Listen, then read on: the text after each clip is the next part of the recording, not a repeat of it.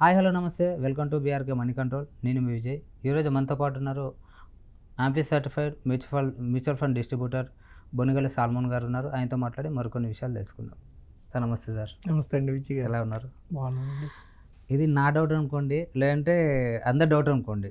ఎందుకంటే ఇప్పుడు నేను జాబ్ చేస్తున్నాను సార్. నాకు ఒక ₹1,00,000 శాలరీ వస్తుంది. నేను ఒక 50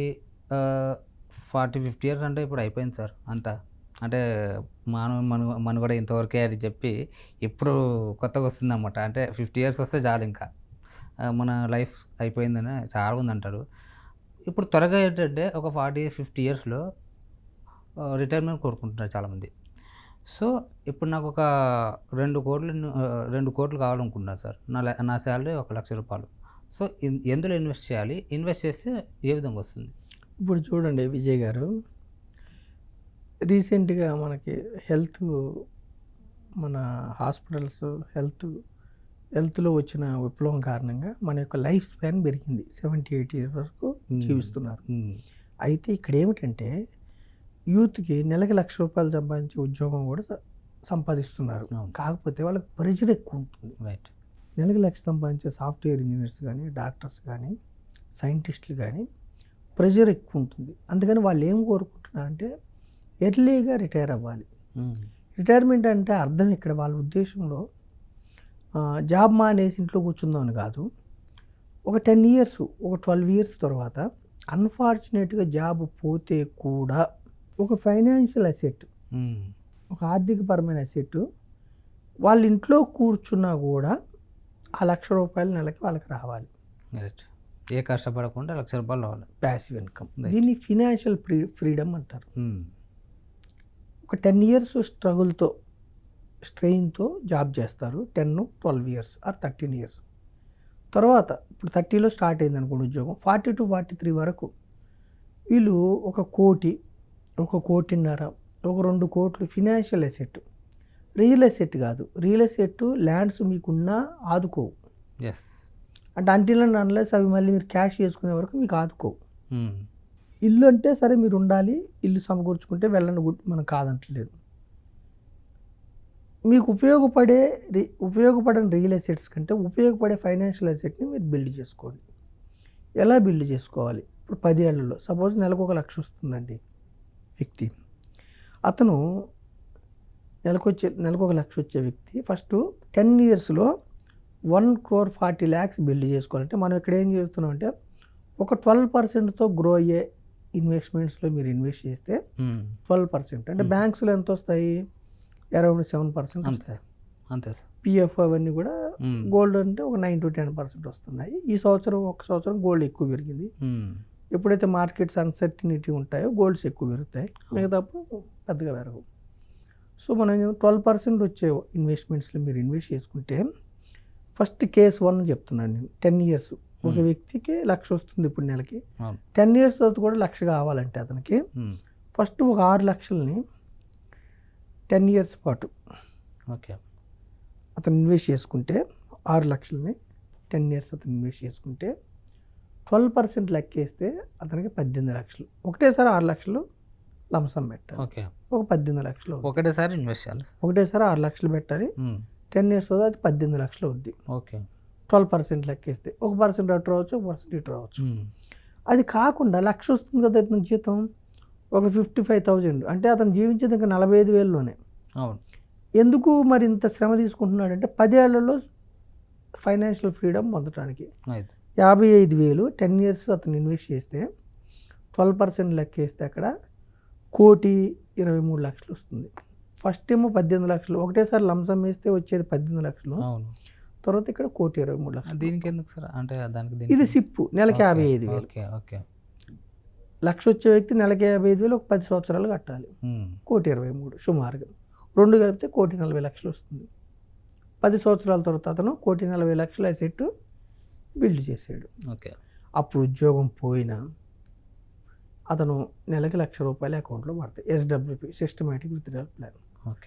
చదువుకున్నప్పుడు ఎట్లా పెయిన్ తీసుకొని చదివితే లైఫ్ లాంగ్ స్మూత్గా వెళ్తుంది అనుకుంటామో, ఉద్యోగం చేసేటప్పుడు కూడా ఒక 10 ఏళ్ళు ఇన్వెస్ట్మెంట్ చేసుకుంటే 1,40,00,000 ఫైనాన్షియల్ అసెట్ బిల్డ్ అయింది. దాన్ని ఉద్యోగం పోయింది, లేదు రెస్ట్ తీసుకోవాలనుకున్నాడు, లేదు ప్యాసివ్ ఇన్కమ్ ₹1,00,000 అకౌంట్లో పడుతుంది ఓకే. ఎస్డబ్ల్యూపీ పెట్టుకుంటే. లేదు ఉద్యోగం ఉంది, అతనికి స్ట్రెయిన్ లేదు, ఉద్యోగం ఉంది, హ్యాపీ కంటిన్యూ. దీని ఇల్లు కొనుక్కోండి 10 సంవత్సరాల తర్వాత, ఆ ₹1,00,000 ఈఎంఐ దీని నుంచి పెట్టుకోండి. ఓకే. హ్యాపీగా అతను ఈఎంఐ కట్టకుండా మీ యొక్క ఆర్థికపరమైన అసెట్ కడుతుంది. ఇదొకటి. రెండోది ఏమిటి, సరే ₹1,00,000 వచ్చే వ్యక్తి నెలకి 55,000 కట్టాలంటే అవును 45,000 కదా అతను జీవించేది. నాకు కష్టం అండి, లేదు నాకు 6 లక్షలు ఒకటేసారి లంసం చేయటం లేదండి అనుకుంటే రెండో మార్గం ఏమిటి, 10 సంవత్సరాల బదులు 13 సంవత్సరాలు పెట్టుకోండి. 3 సంవత్సరాలు ఎక్కువ. ఇక్కడ ఏం చేస్తారు, 55,000 కాకుండా 42,000 కట్టండి. 3 సంవత్సరాలు ఎక్కువ పెట్టాడు కదా, కాబట్టి తగ్గుతుంది. 42,000 కట్టండి, 13 సంవత్సరాలు కట్టండి. 12% వచ్చేలా ఇన్వెస్ట్మెంట్స్లో మీరు ఇన్వెస్ట్ చేసుకుంటే 12% వచ్చే ఇన్వెస్ట్మెంట్స్, అది ఈక్విటీ మ్యూచువల్ ఫండ్సా ఇంకొకటా మీ ఇష్టం. 12% వచ్చే దాంట్లో మీరు పెట్టుకుంటే 1,50,00,000 వస్తుంది. నెలకు 1,00,000 వచ్చే వ్యక్తి 42,000 అయితే కట్టుకోగలడు కదా, ఖచ్చితంగా 60,000తో అడ్జస్ట్ కావాలి. ఎందుకు 13 సంవత్సరాల్లో రిటైర్మెంట్ కావాలి అనుకుంటే మీరు అడ్జస్ట్ కావాలి. ఖచ్చితంగా మీకు పంట కావాలంటే విత్తాలి అంతే. 13 సంవత్సరాల్లో మీకు రిటైర్మెంట్ కావాలంటే నెలకి 42,000 కట్టుకుంటే 12% లెక్క వేసుకుంటే 1,50,00,000 వస్తుంది. అప్పుడు మీరు నెలకి విత్డ్రాల్ పెట్టుకుంటే ₹1,00,000 హ్యాపీగా వస్తుంది. వాళ్ళు లైఫ్ లాంగ్ లీడ్ చేయొచ్చు. లేదా అతను విత్డ్రాల్ పెట్టుకోకపోతే బాగా పెరుగుతుంది. మూడవ ఎగ్జాంపుల్ ఏమిటి, 12 సంవత్సరాల్లో 12 సంవత్సరాల్లో ఇక్కడ 2 ఎగ్జాంపుల్స్ మనం 1,40,00,000 1,50,00,000 చెప్పాం. 2 కోట్లు కావాలనుకుంటే కొంతమంది ఏమిటి, ఈరోజు 1,00,000 వస్తుంది నెలకి, 12 సంవత్సరాల తర్వాత ఇన్ఫ్లేషన్ వల్ల 1,00,000 ఈరోజు 1,00,000 సరిపోయే ఖర్చులు ఆ రోజు 1,50,000 1,50,000 కావాలి అనుకుంటారు. అందుకు మనం ఏం చేస్తున్నాం, 12 సంవత్సరాలు ఎగ్జాంపుల్ ఇస్తున్నాం. 12 సంవత్సరాలు దానికి మీకు 2 కోట్లు కావాలంటే ఏం చేయాలంటే ఫస్ట్ ఒక లంసం వేయాలి ఏక మొత్తంలో. ఎంత వేయాలి, ఒక 10 లక్షలు జమ చేయండి, ఎట్లో గట్లా 10 లక్షలు జమ చేయండి, ఒకటేసారి వేయండి. వేస్తే 12 సంవత్సరాల తర్వాత 40 లక్షలు అవుద్ది. ఈ 10 లక్షలు 12% లెక్క వేస్తే 40 లక్షలు అయింది. దానికి మీరు సిప్ ఏం చేస్తారంటే, సిప్ ఒక 51,000 లంసం వేసిన తర్వాత నెల 51,000 పెట్టుకోండి. 12 సంవత్సరాలు పెట్టుకుంటే మీకు 1,60,000. ఇది 40 లక్షలు, ఇది 1,60,000, 2 కోట్లు. 12 సంవత్సరాల్లో మీకు 2 కోట్లు కావాలంటే ఫస్ట్ ఒక లంసం వేయండి 10 లక్షలు, నెలకి 51,000 12 సంవత్సరాలు వేస్తే 12%. ఇక్కడ ఈక్విటీ మ్యూచువల్ ఫండ్లో 12% రావచ్చు, రాకపోవచ్చు. ఒక్కోసారి 10 రావచ్చు, ఒక్కోసారి 8 రావచ్చు, ఒక్కోసారి 15 రావచ్చు. Depends on market. మనం 12 ఎందుకు చెప్తున్నామంటే హిస్టారికల్గా ఎన్ని ఒడిదుడుకులున్నా గత చరిత్ర, సెన్సెక్స్ 45 ఏళ్ళ నుంచి, నిఫ్టీ 25 ఏళ్ళ నుంచి 30 ఏళ్ళ నుంచి 12 to 14% వచ్చినాయి. జీడిపి ప్లస్ ఇన్ఫ్లేషన్, భారతదేశం జీడిపి 6 నుంచి 6.5%తో గ్రో అవుతుంది.